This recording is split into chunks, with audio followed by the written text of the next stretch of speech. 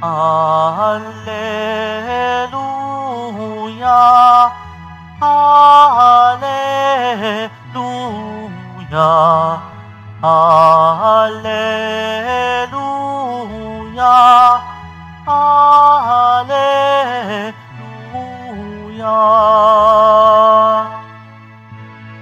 Kayo'y di ko inulila, babalik akong talaga, magdudulot ng ligaya. Alleluia, Alleluia, Alleluia, Alleluia.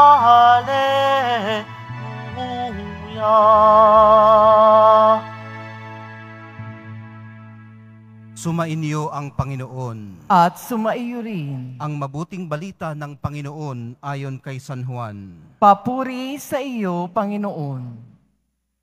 Noong panahong yun, sinabi ni Jesus sa kanyang mga alagad, kaunting panahon na lamang at hindi na ninyo ako makikita.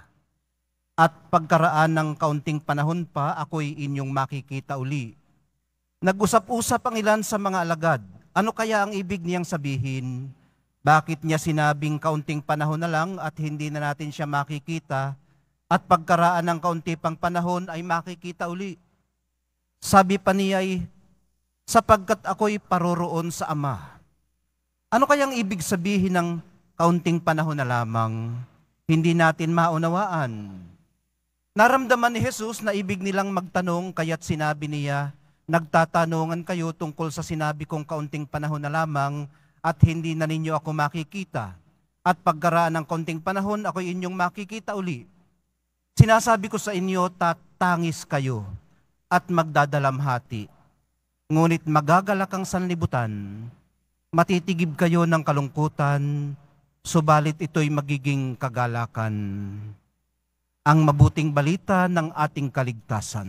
Pinupuri ka namin, Panginoong Heso Kristo. Magsiupo muna ang lahat. Good evening po sa inyong lahat.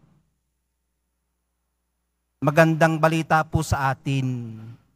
Ang sinasabi ng mahal na poong Jesus Nazareno, tatangis kayo at magdadalamhati, ngunit magagalak ang sanlibutan. Matitigib kayo ng kalungkutan, subalit ito'y magiging kagalakan. Para bang sinasabi niya sa ating hindi naman niya aalisin ang mga damdamin nating iyon. Kahit tayo'y mga mananampalataya, mga deboto, magdaranas pa rin tayo ng pagtangis, pagdadalamhati, at kalungkutan. Hindi po tayo exempted sa mga iyon. Pero ang mga ito ay magiging kagalakan. Sa madaling salita, hindi tayo malilibing sa lungkot. Babangon tayo sa galak. Mas magiging makahulugan po ito sa atin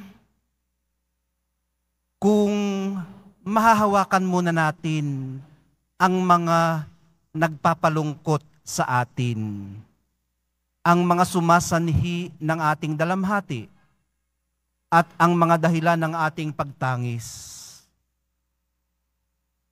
Sa tingin ko po, hindi naman natin kinakailangang lumayo sa ating sarili para harapin ito. Ang ibig ko pong sabihin ay kung isa kang mga aawit, halimbawa, katulad ni Kevin, mang-aawit, umawit ka lang habang ikaw ay nagdadalamhati. Daanin mo sa kanta ang pagdama sa iyong lungkot. Kung makwento ka, medyo madaldal, edi ikwento mo sa iyong pinagkakatiwalaang kaibigan ang iyong pinagdadaanan. Daanin mo sa kwento ang iyong dalamhati. Kung medyo silent type ka naman, manunulat ka halimbawa, Ang makakatulong sa iyo ay ang pagsulat. Isulat mong mabuti ang iyong pighati, kung ano ang iyong nararamdaman at kung ano ang naiisip mo tungkol sa iyong nararamdaman, hanggang makarating kayo sa punto ng muling pagpulot sa nagkapira-pirasong bahagi ng inyong buhay. Sa kalaunay, muling mabubuo. At sa huli, ang paghilom o ang healing. And then, ang mga ito'y magiging kagalakan. Ayun mga kapatid, hindi isang kisap mata lamang ay kagalakan na ang kapalit ng kalungkutan. Mayroon po itong prosesong pinagdaraanan at makatutulong sa atin sa pagbiyahe sa prosesong ito kung mahahawakan natin ang sarili nating pakiramdam at iniisip. Ibig sabihin, hindi po natin i-deny na nagdadalamhati nga tayo, nalulungkot tayo, o tumatangis. Kailangan lang nating hayaang mangyari ito sa atin. Hayaan nating mag-evolve. Umagos na parang ilog na dumadaloy ng patuloy sa paraan ng kapakumbabaang parang tubig na ang hinahanap ay malalim. Puso po ang ating gagamitin.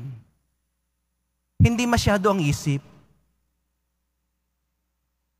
para magsimula ang proseso ng paghilom. Pwede rin naman nating gamitin ang isip.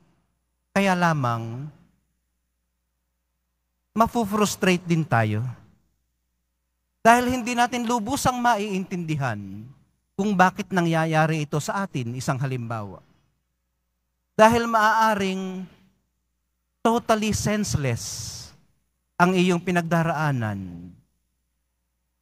Maaaring hindi mo talaga deserve yun dahil mabuti ka namang tao at nagsusumikap magpakabanal. Maaaring hindi mo naman talaga matanggap na nangyayari na nga ito sa iyo. Kaya mafu-frustrate lang tayo kapag isip lamang ang gagamitin natin. So ang gagamitin natin, puso. Dadamhin at bababaran ang ating pinagdaraanan. Hindi masyadong i-reason out o pipiliting intindihin. Maigi rin po kung magiging at home tayo sa ating sariling pakiramdam. Huwag i-deny. Kung magalit ka, huwag mong i-deny na nagagalit ka. Huwag ka ring maghalit sa sarili mo kung ang nararamdaman mo ay negatibo. Matuwa ka pa nga dahil nakakaramdam ka pa pala. Hindi ka pa manhid. Negatibo man ang iyong nararamdaman. Mas makikilala mo kasi ang iyong sarili pagka napapangalanan mo ang iyong pakiramdam. Gaano man iyon ka-negatibo o gaano man iyon ka-positibo. At ang malalim na pagkakilala po sa sarili ay humahantong sa malalim na pagkakilala sa Diyos. Ulitin ko lang po yun, Ang malalim na pagkakilala sa sarili ay humahantong sa malalim na pagkakilala sa Diyos. Pagkakilala sa Diyos na hindi lutang. Pagkakilalang nakaugat sa lupa, sa ating katawang lupa na dumaranas ng sakit o pain. Kung isinasali natin lagi ang Diyos sa ating mga karanasan, sa ating mga naiisip at nararamdaman, makakayanan natin ito. Matutuklasan din po natin na sa atin palang mga sakit ay meron pang hindi naaabot ng ating pangunawa. Sa pagtanggap po natin mamaya ng banal na Eucharistia, minamahal kong mga kapatid, mamalaya nawa nating kasama natin lagi ang Diyos sa lahat ng panahon at pagkakataon ng ating buhay. Paghihirap man ito o pagdiriwang, hayaan nawa natin ang Espiritong Banal na i-facilitate ang proseso ng ating paghilom hanggang ang lungkot natin maging kagalakan. Mahal na poong Jesus Nazareno, turuan niyo po kaming harapin ang buhay ng may pagtanaw sa kagalakang walang hanggan.